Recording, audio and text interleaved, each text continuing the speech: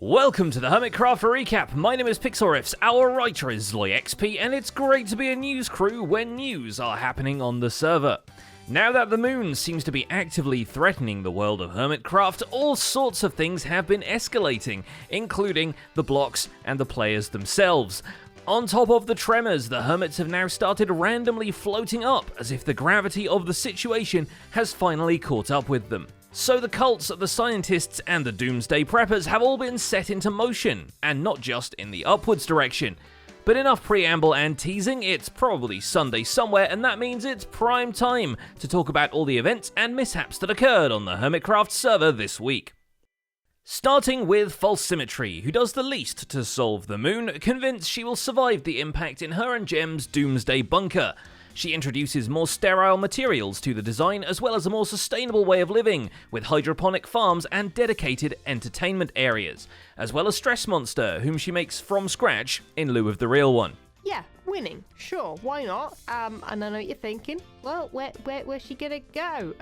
In reality, if you saw the episode that this relates to, it makes a lot of sense that she's down there. From one bunker buddy to another, XB Crafted is still pretty convinced the Big Eyes crew has been lasering the moon the wrong way. So he takes advantage of being able to interview two of them, which Corrales makes easier by turning up at XB's base and insisting he now lives at the bunker. Sorry, situational awareness room. So No, that's a little bit stupido. But Right. you can't show that. No. But when he's caught by Tango trying to sneak into Fifi's cave, Tango freely admits to having made laser eye cyclopses before, although on a much smaller scale, for a what-if video, which isn't the confession of guilt XB might have wanted, but is a development worth keeping an eye on. because if you look, sir, there's a hole there, and I could see that there is things. Yeah, no, that's nothing. That's the anvil drop shoot. That was necessary for things. Yeah. Yeah, no, nothing to see. Just Speaking of the big-eyed ones, TangoTek turns his peepers to seeking further solutions to the moon situation. In his Hausa headquarters, he has canonically somehow, developed a talking supercomputer that will analyze and deal with the issue of moon big. Moon big, moon gravity big, gravity shake ground. yeah, that'll do, Holston. Unfortunately, Holston, the sarcastic machine of fun predictions that he turns out to be, can only guarantee that if the moon hits the eye, TangoTek will just die, seemingly unaware of the respawn mechanic. Guess if you die to the moon, you die in real life. Desperate, Tango assembles a spaceship, trains his horse to become an adequate astronaut, and lifts off into a to-be-continued, and that's the last we saw of him. I have to go now. My planet needs me. Still, the opinion of Moon Alexa Tango made in his basement is but one of many, and conveniently Cubfan has gathered up for us all the other ones. In a segment talking about the converging situation, Cub interviews nearly everyone with a pulse, as well as conducting his own experiments to find the truth about the peculiar effects the plot is having on the server. What if, just hear me out here. What if we all just dropped our pants, mooned the moon? Would that sort of like cancel out? Moon, we are live. Wait, we're live? For example, the levitation effects we mentioned before are documented and measured across several AFK sessions.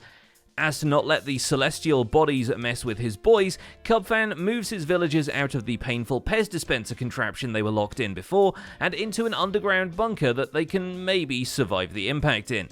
I mean, it doesn't help that the walls are made of leaves. The custom desert above them, in the meantime, reaches its completion, finally terraformed to max capacity. It is very bizarre seeing something so lush and dry at the same time, though the vibe only makes it more impressive. Now if there's someone not vibing, it's evil Xisuma, whose cutscene magic has now been diminished to party sparkles, which, as Xisuma Void Prime points out, does actually look pretty impressive. You're greedy. That's what your problem is. You should be more thankful for the things that you've got. Having taken over the business from his badder self, Xisuma puts some time into sorting out the Derpcoin banking system and the chunk loader attached to it. Thankfully, the economy is not yet too far gone, and X can come back to outfitting his base with automated farming equipment. In defeating his evil self, he seems to have gained the ability to make ethical animal farms, as the wool farm design he builds is almost a free-range one, with the shearing hilariously coming from the ceiling in an almost wireless fashion. And down here we've almost got 2 stacks of wool already, some more is coming in. I am really happy with how this farm has turned out. Luckily, sugarcane does not really demand ethical treatment, and so iJevin can cram as much of it as he wants into tight spaces. The overflow actually does get recycled through a composter and into bone meal, so that's nice and green. The well-decorated corridor housing it helps as well. I just wrapped it around and then added some lights and continued the sort of feng shui design that we do. The steady flow of paper helps with the next shop too, and just in time. As if realizing that with the moon on the approach, his server mates may have to really book it, Jevin adds a firework rocket shop to the plethora of his businesses. After all, it helps to prepare your enterprise for impending doom. And speaking of both those things, we last saw Doc M and Rendog donning the robes of the Order of Octa and preparing to carry out the mysterious bidding of the moonrock that landed in and through their base last week. But if Ren's diary is to be believed, the effects of the moonrock are much stranger than we expected.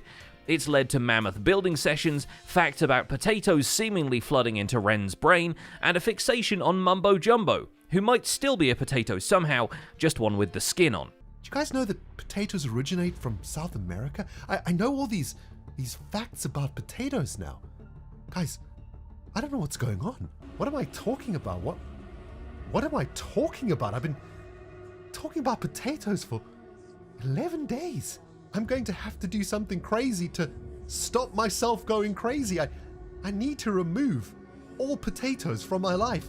In some way, I need to get rid of the potato. By this point, Mumbo has gone full Mooner, but that's not the only weird thing happening to him lately. With his base project approaching completion as fast as the moon seems to be approaching the server, he works on some custom trees and additional buildings, even spreading them to the adjoining mountains, which means, for once, Mumbo is adding custom trees to Scar's stuff. And becoming comfortable with the fact that I would now consider myself a building person. Not quite a builder, but I'm a person who does build. It's clear the lack of sleep is getting to him though, and not just because of the phantoms. Grian shows up to compare notes on the experience of being a mooner and how baggy their eyes are getting, and whether through Mumbo's insomniac delirium or some other strange effect, his skin goes through more phases than the moon has had lately. Does he always have a mustache? Honestly, I can't remember. The insomnia gets pretty rough on them when even the phantoms that come for their soul, singular, start laughing instead of screeching. Mumbo's he's just gone.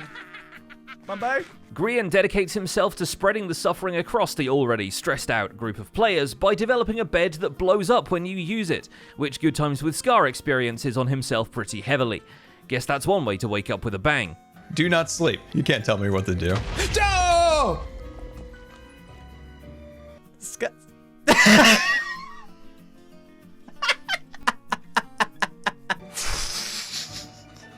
What the heck? I slid out of my chair. The rest of the server doesn't get away unscathed either, seeing as how Grian steals their beds no matter how wide. The kidnapped furniture is then displayed in one of the Midnight Alley's stores. The alley, which by the way is now verging on being complete, with storefronts lining every surface. Now if only there were more store backs to go with them, then this part of the gigabase would be considered done for good. I did back lol. I feel like this is a message specifically for me. Luckily, GoodTimesWithScar is there to help. Freshly detonated, Scar is delighted that Grian agrees to let him build a magic black market in the back alley between some stores. Given how some of his magic beans went for Cubfan last season, it's a pretty serious gamble. But before getting to any of that, we see Scar continue the Tycoon's gallery of venture capitalism. This time they're venturing on a whole caravan of bulldozers on their tank tracks that move onwards, harvesting the land. This is Scar's idea of a sand, gravel and terracotta shop, which fair enough, the carts look filled with ground-type blocks. It's just a tad concerning seeing this machinery langolier its way through the environment. Now, I neglected the most important part of a shop, and that is actually building the shop. I don't know where people are going to go to buy the things yet. I'm more focused on the aesthetic of it, so that's my next task. Though whatever dent in the environment the tank tracks leave, it's incomparable to a single instance of Cubfan, Joehills and ZombieCleo doing one thing together. Joehills is looking to the holiday season, and after being joined by the creator of Badly Drawn Hermits to discuss Jewish holiday traditions, he sets up Hanukkah candles attached to some less traditional lightning rods, but hey, this is Minecraft, alongside a Christmas tree inside the castle project. Yeah. However, I will point out that even now, I know this menorah has supposed to have more candles lit than this. Well, yeah, but it's also not nighttime. I mean, I feel like it's always nighttime here. When he and ZombieCleo take a tour of each other's latest additions, they start to notice the gravitational phenomena getting worse, and assuming the moon is still to blame, Joe suggests they go around the server setting every beacon to jump boost, in the hope that giving the world itself lower gravity could convince the moon they're not worth falling for. We can get out of here, I believe in us. It is later that they crunch the numbers, and Cleo proposes a different solution to the moon issue. Since the Minecraft world is a single flat plane for all we know, Cleo says the group could simply tilt their way away from the natural satellite by blast-propelling their side of the plane further downwards. If it's a plane, if it's in the wrong place, then you could flip the Earth, causing it to spiral and going like wee out of its way. However, Minecraft is a flat infinite plane, so like just getting it generally close to the center means it will be in the center. That's how infinite works. Joined by Cub, Joe and Cleo use a ravine amidst dark woods as a naturally formed nozzle, fill it with TNT, and then throw a Joe at the ever-expanding explosions. Go. Oh no! No! Are you I'm good? okay, I'm okay. Oh, I'm man. okay. I'm okay. How are you okay? Netherite armor and an ender pearl. But just in case this doesn't pan out, either Cleo secretly starts packing to leave for an alien world, or any other place that doesn't have a moon crashing into it. And that's about it for this week's recap. Our writer is LoyXP, and my name is Pixelriffs. Captions on this video were provided by Liara. At the 4th season of his server beginning, Zloy found himself nothing but a zombie head. Find out how that went in the video on your end screens right now. Don't forget to leave a like while you're still here, and subscribe so you won't miss future recaps. Thanks for watching, and we'll see you next week.